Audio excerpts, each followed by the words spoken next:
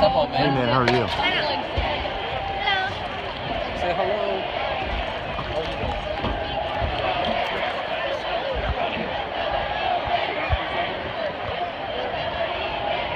Ladies and gentlemen, many outstanding athletes have graced historic Tony Lewis Field with their love of the game of football, their camaraderie with fellow students, and their academic achievements in the classroom. 1996 graduate Nathan Shilling was one of these student athletes. A 3-year letterman in football and captain his senior year, he led the team in all-purpose yards and tackles and was all-state. A 3-year letterman in baseball, he again was an all-state honorable mention. Nathan Shilling died in 1999 in a tragic auto accident in Huntington while attending WVU. That year, he was coaching at South Middle School and scouting for MHS football.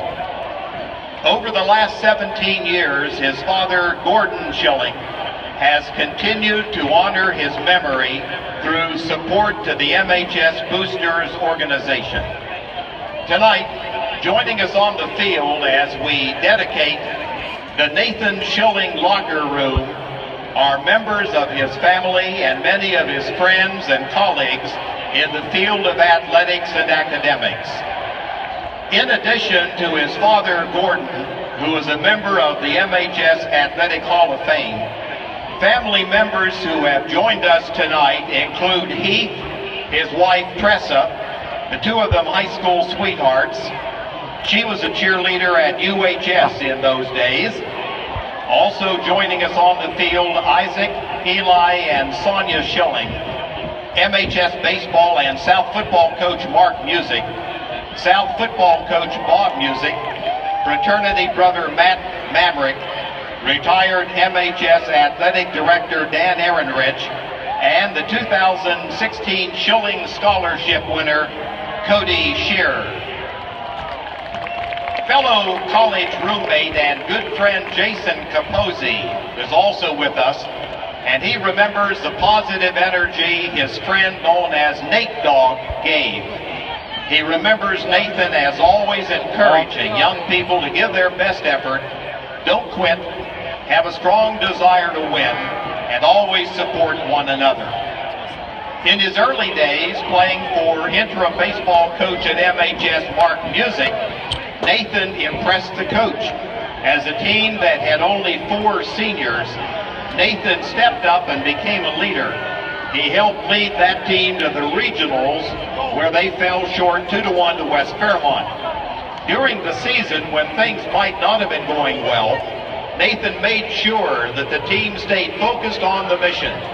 He would look at each other with that big smile and say, "Coach, it's going to be okay." Nathan took on his role as leadoff hitter, and he knew what was expected from him. There were no complaints. It was just, "Tell me what you want, coach."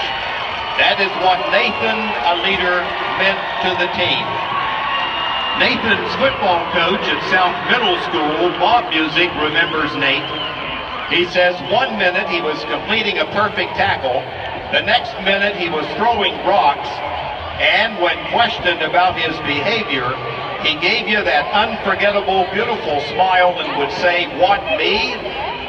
As a coach for over 30 years, Nathan will always be one of the favorite people I met. My memories are not really about a football player, but about a young man you could take home and have dinner with, talk with, laugh with, and sometimes cry with.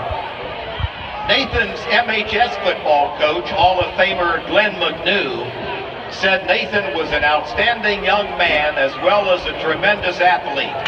He loved playing football and baseball. In football, he was a very versatile player.